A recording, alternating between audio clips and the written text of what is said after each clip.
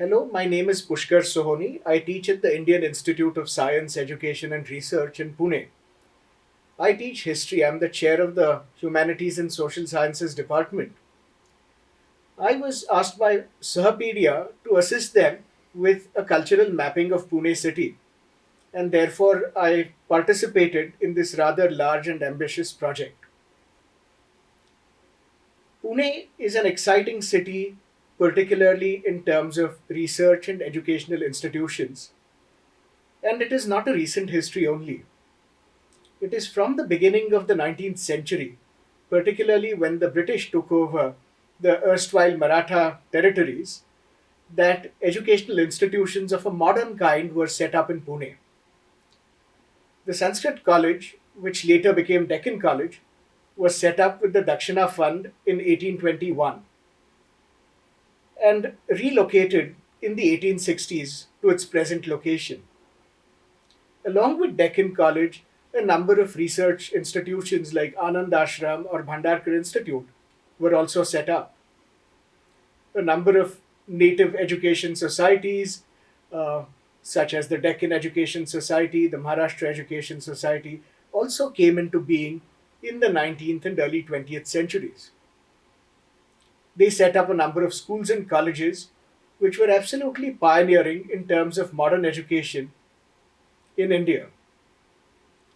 For women's education, Pune has been particularly important, starting with Savitri Bai Phule and Mahatma Jyotiba Phule's girls' school, and later with the efforts of Maharishi Karve, who started the Hingne Stri Shikshan Samstha.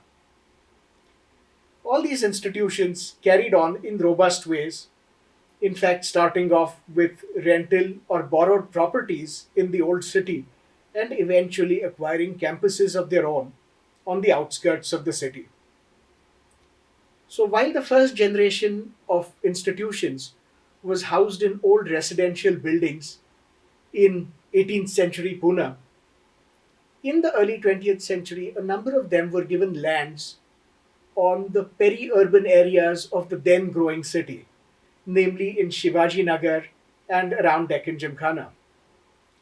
All these lands were fallow lands which were at the foothills of the Bamburda hills, and therefore, right from agriculture college all the way till Paudfata today, you have a string of educational institutes all along the hillside. You have Ferguson College, uh, the BMCC, Gokhale Institute, Law College, SMDT, and the latest in this line being MIT. All of them form a continuous string around the outer foothills of Pune. Of course, these foothills are no more outer. Now you have campuses that are being set up in really remote areas outside the city, such as the various symbiosis campuses, which are uh, at a distance from the urban areas, but also Flame University, which is right now remote, but it's only a matter of time before all these are engulfed within the growing city. However, we have had this history of having institutions in rather remote areas outside the city because of all the defense institutions that were set up, whether it's the National Defense Academy or whether it's the Army Institute of Physical Training or the College of Military Engineering Pune. Of course, the city has outgrown all of them, and so now they must properly be regarded as not being close to Pune as they were considered, but within the city of Pune. Pune has not been known as a city of museums. The big reason is Pune has never had the people with means to amass large collections. However, Pune is known as a collector's city. Without support of industrialists or the city government, there have been several individuals who've made a concerted effort to collect items on their own. Starting with Dinkal Kelkar, popularly known as Kaka Kelkar, a large collection of a single person was eventually converted into a museum and named in memory of his son, Raja Kelkar. Raja Kelkar Museum is probably the best known museum in Pune today. However, let us not forget that as early as the late 19th century, when the public market called Ray Market was set up in Pune, a small industrial museum was set up in the tower above it.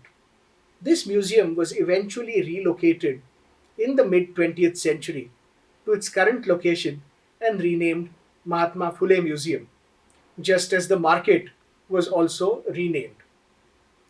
There have been several collectors over the past 5 or 6 decades who've raised money and provided the much needed real estate to set up museums that would showcase their own collections. These museums might be modest, but given that they are all the passion of single collectors, it is quite noteworthy to have so many of them in Pune. From museums of two wheelers to cricket memorabilia to cameras to railways to banknotes, we have it all in Pune. In fact, Pune has the International Collectors Society of Rare Items, a body of individuals who've come together, set up an organization to encourage the collecting of various kinds of items. There are no restrictions on what people might collect in order to gain membership here, but being studious and passionate collectors is the only requirement. And therefore, while Pune might not boast of iconic museums like the National Museum in Delhi, the Indian Museum in Calcutta, the CSMVS in Mumbai, or the Salarjung Museum in Hyderabad, what we do have is one Raja Kelkar Museum, which is very important to understand the psyche and the drive behind how people in this city have been collecting. And then it is supplemented by a number of small museums, which are all the efforts of individuals and not of any kind of city, state, or national government. We also do have a number of museums which are supported by the government, such as the Tribal Museum, uh, also the small museum of the Bombay Engineering Group. Uh, we have museums like the Phule Museum, which are now state museums. But again, one really needs to spend a lot of time in Pune, not just to see the museums, but to meet various people who collect various kinds of things.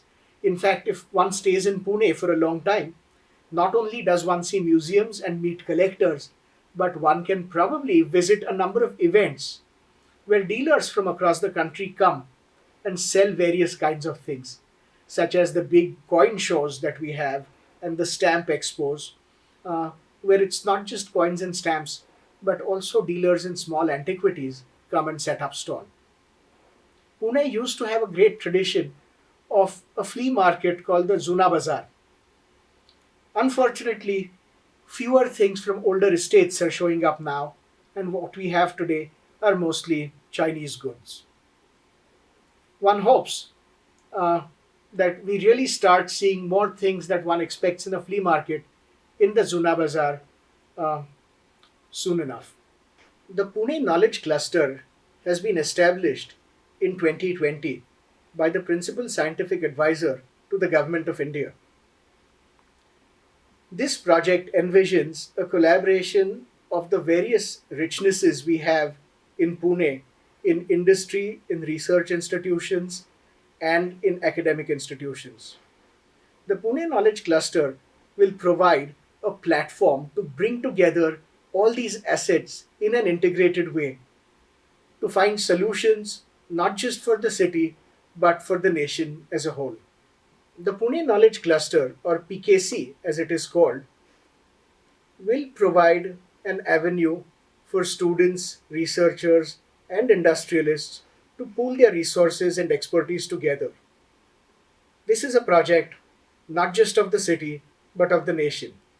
However, in its initial phases, it will focus on solving problems of the city.